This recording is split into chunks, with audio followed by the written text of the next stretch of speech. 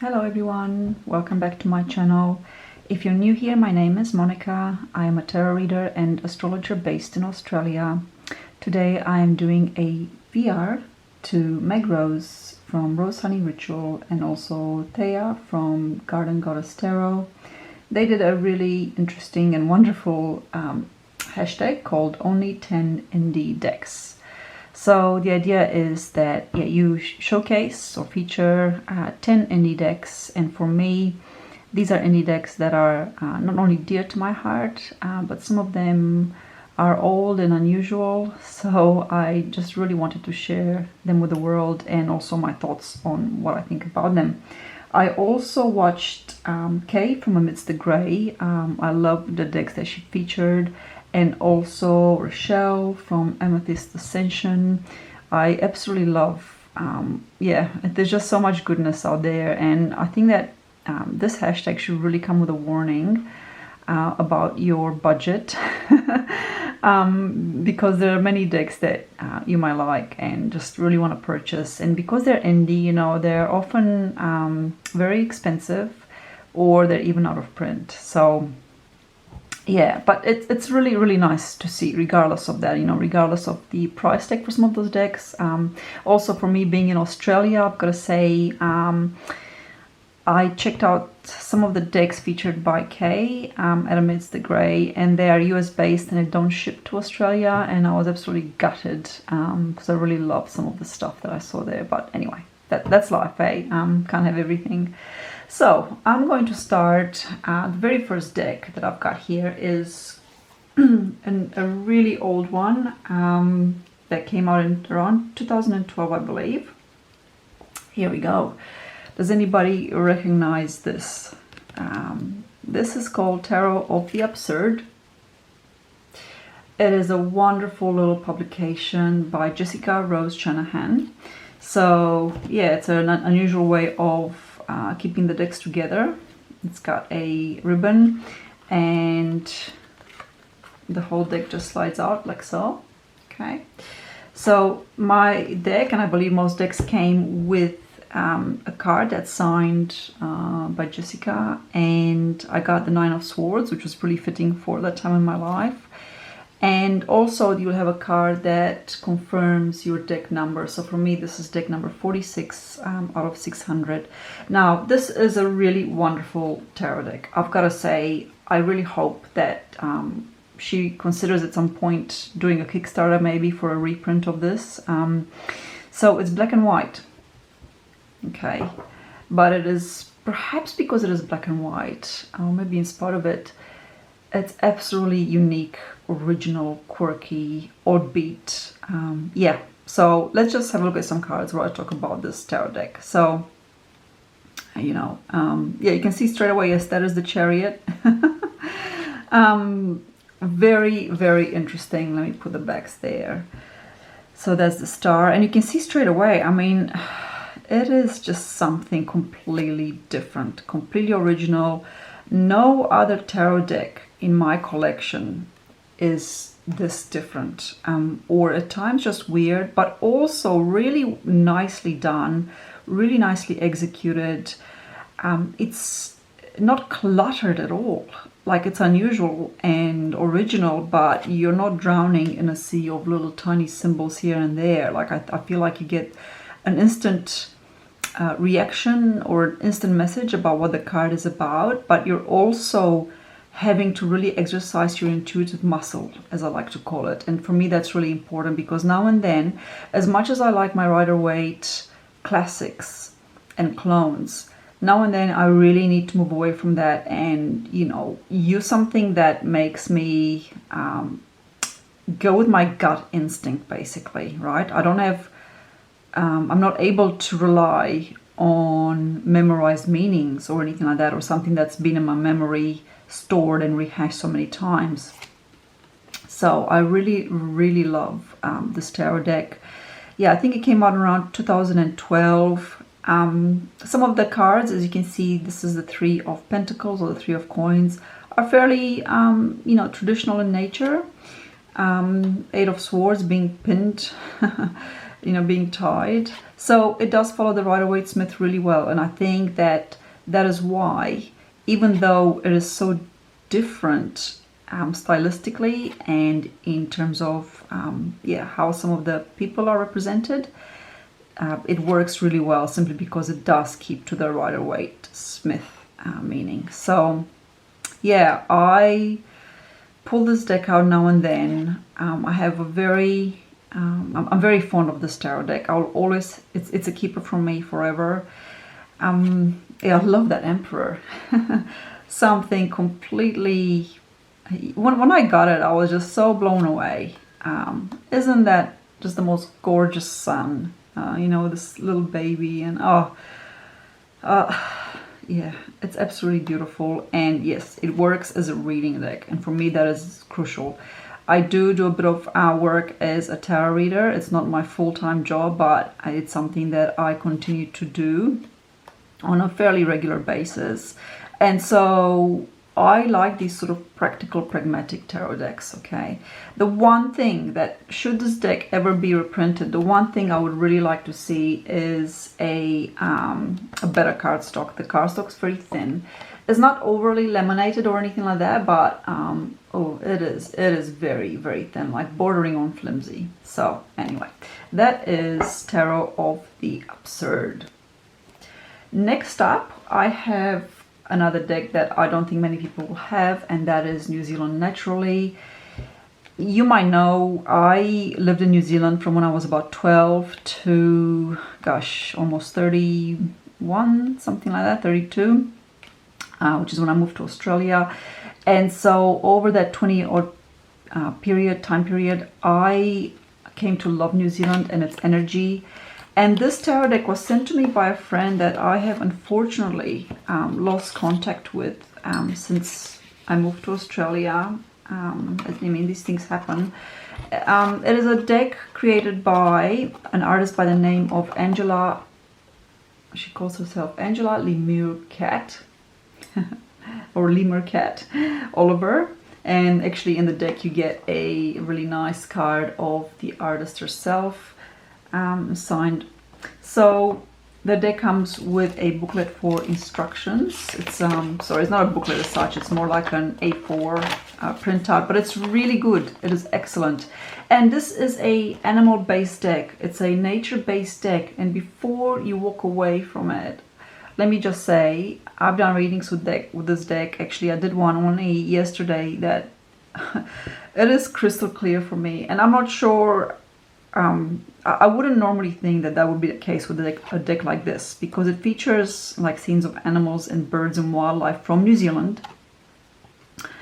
But I don't know whether it's because I am so bonded to the energy of New Zealand that this tarot deck works for me really well, or whether, because I love it so much, then yeah, my readings with this deck work so well.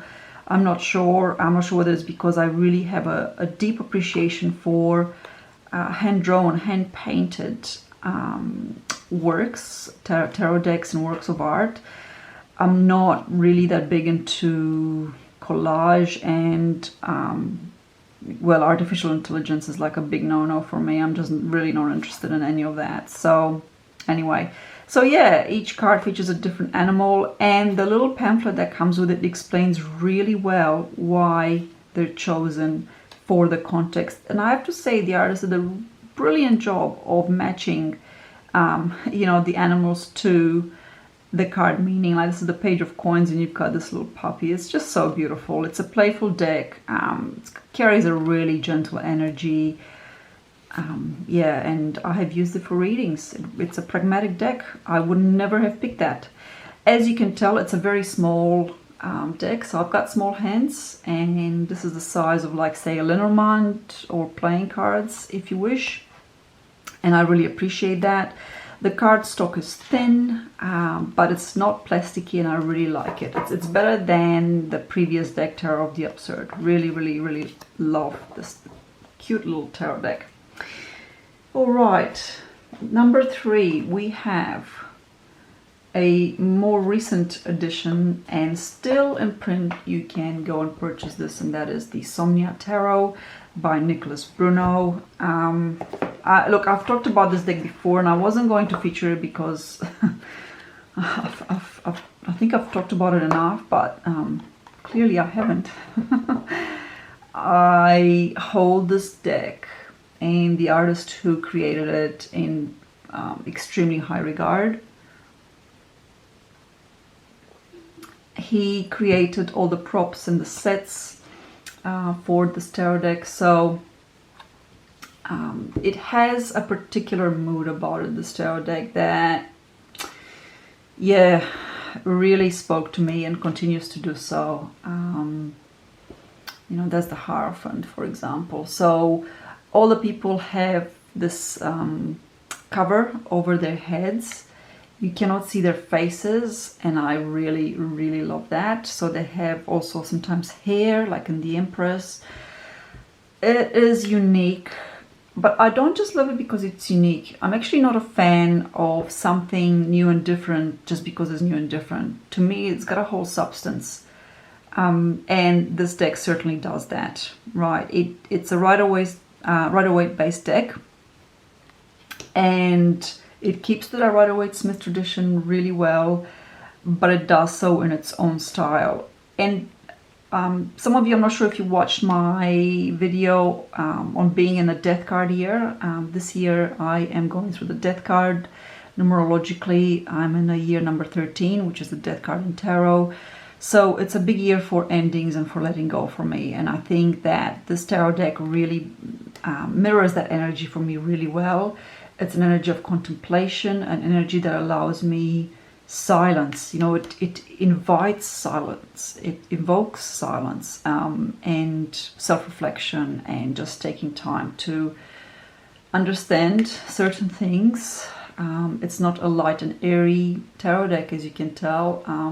This is gonna be one of my favorite Wheel of Fortune interpretations. I mean, yeah, I can go on and on forever. I know that it's a personal choice, but I hold it in high regard. I can tell that a lot of work went into this tarot deck.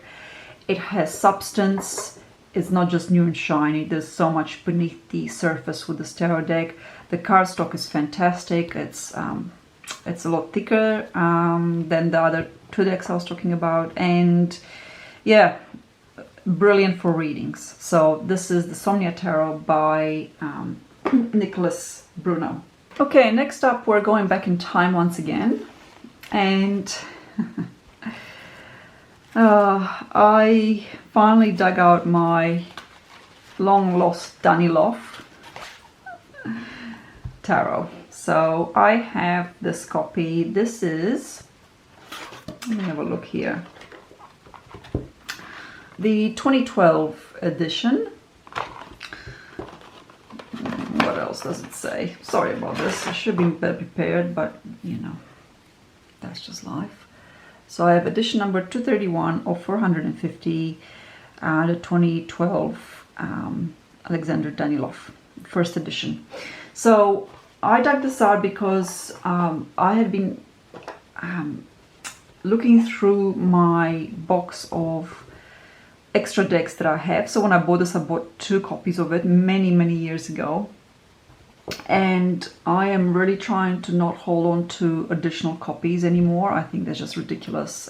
If you watched my declutter video, well, you'll know all about it.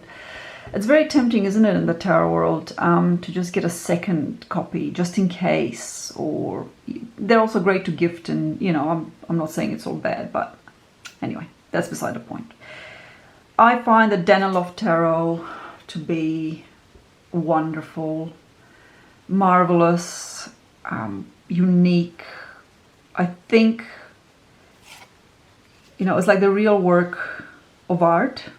And of course it is created by an artist, and that certainly shows. It keeps with the Rider-Waite-Smith tradition, 7 of Swords, right? I mean, it's Rider-Waite-Smith to a T, and yet it is so beautifully painted. The colors are stunning. Queen of Cups, right? I'm trying to find words that won't make it sound cliche. I'm trying to do it justice.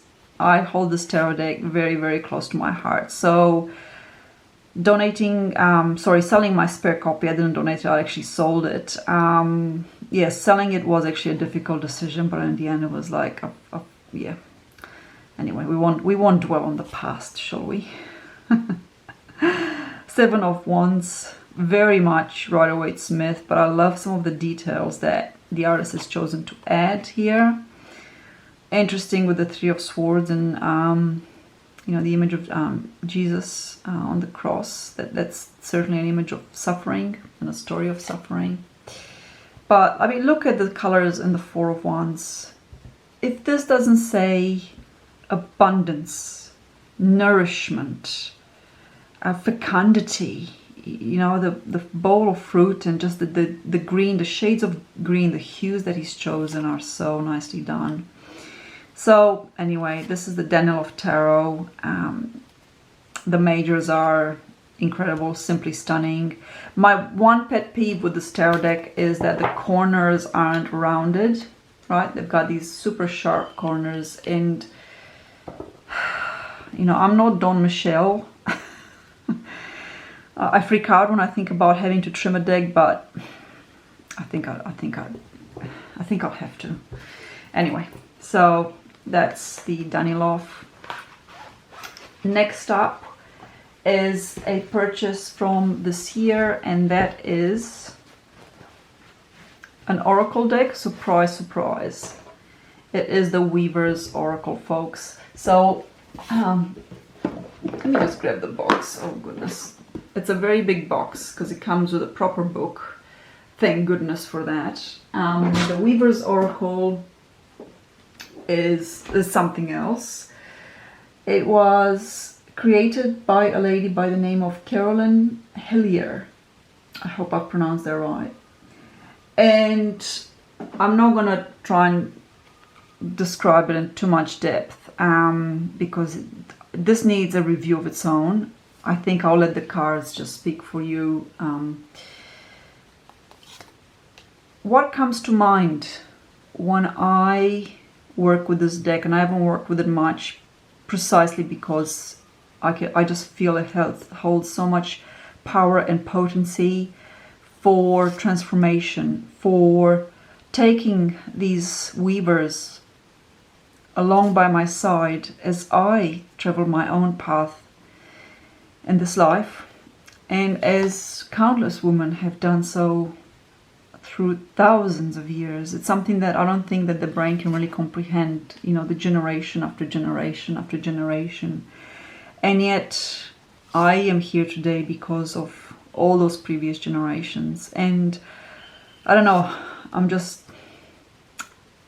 talking about what goes through me. I'm sort of free-flowing with with the words in the atmosphere of this deck, but I just think power. This is, when I think of this deck, I think of like Pluto, that just deep primordial power and energy and essence of life, life here on Earth that holds a magic to it that you cannot explain, nor should it be explained. It's something you got to experience. So anyway, I'm in the early baby steps of working with this tarot deck.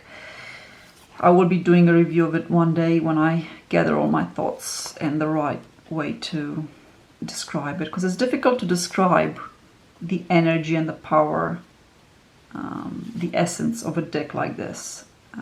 And this is one of those decks that really changed my mind about Oracle decks. Before this deck I was like, I don't like Oracles, they're just so superficial, and which most of them are, but not that one. So next up is another new edition that I got this year. I believe this is certainly still in print, but I bought my second hand. It's the Moonchild Tarot. I bought my second hand because the cost of getting it brand new from the States was just prohibitive for me here in Australia, and luckily someone sold it second hand for $50 and I snapped it up. It comes with an excellent guidebook. I think this deck has had quite a lot of publicity, so I'm not gonna go on to too much detail, but essentially I did not have a collage deck like this. because traditionally I am a fan of hand painted, hand drawn. You know, I don't really want to have any sort of computer graphics or superimposed images. But again, I'm in my death year and all of that is changing. And I am allowing myself a change. I'm allowing myself to explore something if I like it. And I love the colors of this deck. It holds that sort of celestial vibe about it. I mean, it's called the Moonchild Tarot, right? So it's true to its name, absolutely. Loads of planets, moon, and sort of moonscapes throughout it, but also these very old statues and passageways and gates, and yeah, it's like a really good trip. This tarot deck, I love it so much. Doesn't bother me that I bought it secondhand at all. I cleanse my decks very well, and yeah, secondhand decks have absolutely, I don't have an issue with buying a tarot deck secondhand. I have no regrets about buying this tarot deck. As I said, I had nothing in my collection that matches this energy or the way this deck is put together, its colors. It's a Rider-Waite Smith based deck, but it has enough difference that, yeah, it's a pleasure to read with and to work with. Okay, deck number 7 is the Lily White. Another one I purchased secondhand, and it came in a beautiful, gorgeous bag. This is now a firm favorite. I read with it personally. How I can describe this tarot deck is it has a really nice fusion of the pragmatic and the beautiful, and with sudden touches of originality blended throughout. Love the artwork. It is vibrant, it is fresh, it is very personal. I find that this is one of my personal decks. I've come to sort of like adopt it as, you know, and you've got your own personal decks that are close to you, and this is it. I love the colors that are chosen and the way that the people are drawn. I love that it sticks to the Rider-Waite Smith tradition very well. The pages are all young people. Yeah, I'm not entirely sure what much more I can say about it, you know. And here's an example of original thoughts and concepts that don't dilute or pollute the Rider-Waite Smith tradition. So this is the Knight of Pentacles, and so all the knights don't have their heads on. Instead, they've got like an animal. And for the Knight of Pentacles, we've got the snake. So it's really interesting that she's chosen the snake. So there, you can go into detail with each card and look at some of the symbolism within it. It is absolutely gorgeously illustrated. This is the Knight of Cups, right? So again, there's no head, but we've got the fish. So I really appreciate the way that this tarot deck was done. It reads for me like a dream. The cardstock is excellent. It's got a bit of a buttery feel, reminiscent of a little bit of like oak, ash, and thorn, maybe. It's not quite the same, but yeah, it's absolutely stunning. So yeah, this is the Lily White by Celia Mellisville, who also did the Tarot Renard. And yeah, another one I purchased earlier on this year. No regrets. It is now a firm staple in my reading cabinet. Another one that is a firm, like one of my go-to tarot decks that I backed off Kickstarter, and that is the, sorry, I'm just trying to get out of the bag. I made this bag for it. Sorry, I'm diverging. I'm trying to make tarot bags, and anyway, that's a very poor attempt at it, but it is the Unfolding Path. So yeah, came in this box from Kickstarter, and I really didn't like the way that, you know, the insert. I really don't like this. What is this? It's displeasing to touch. As any sort of plastic is, really. So yeah, I made it like a bit of a bag out of natural cotton, of course. I wouldn't let my decks touch polyester. Well, some of them do, but I didn't know that it was polyester. Anyway, I'm digressing. This is a fantastic deck. Rider-Waite-Smith keeps so well. The meanings of the cards jump right out at you. So expressive, so vibrant, so easy to read with. It was like a pleasure to get this tarot deck out and do a reading with it. So well interpreted and illustrated in terms of its Rider-Waite-Smith, counterparts. I mean, the Ten of Wands here is absolutely brilliant, and who hasn't done that? Carried too much just like that, dragging our emotional burdens all over the place when we should really just let them go. Anyway, yeah, the Judgment card is probably the only card I'm not sure about in this whole tarot deck, but I mean, it's not a biggie. It's not like I don't like it, but I just feel like, yeah, every other card in this tarot deck is a very well chosen pictorial illustration of its Rider-Waite-Smith counterpart that brings in a modern, fresh twist that is truly inclusive. The unfolding path is certainly, it represents a spectrum across generations. So you get young, old, races. Yeah, it's so nicely done, and body types as well, body shapes, but it's beautifully done, like it's vibrant. It makes you fall in love with life, and that's what I really, really love about it. So anyway, that's the unfolding path. Okay, up in number 9, I think I am. Oh gosh, I hope I'm getting the number right here, because I probably am not. Anyway, it is the new Immortals tarot. So here's the box. It comes in a really sturdy box, and after me talking on about how I don't like collage and I like painted decks, well, this is 100% art collage, and it is an interesting one. It's done in a very quirky odd style. In the past, so my younger self would have never bought something like this. Once again, I am going through a death here. I'm changing. There are things about me that are dying, and I'm letting go of, and there are things that are changing completely, and that's a fantastic thing. I'm really enjoying trying on new things, and in the world of tarot, working with these sort of collage decks that bring a very, very different energy to the reading. Yeah, it's really new to me. Sometimes I struggle with it, but this tarot deck, I've got to say, reads beautifully. I love the court cards. They're done so nicely, and I even love, like with the minors, you get these creatures, like animals and sea creatures on it. So yeah, love this thing, man. It's superbly done. The cardstock is linen, and I find that with linen sometimes you get like really slippery cardstock, but it's still a really nice shuffle, and I do prefer this to like a heavy plastic laminate. So that is the new Immortals. This was created by Madeline McLaughlin. I am really sorry for butchering that name.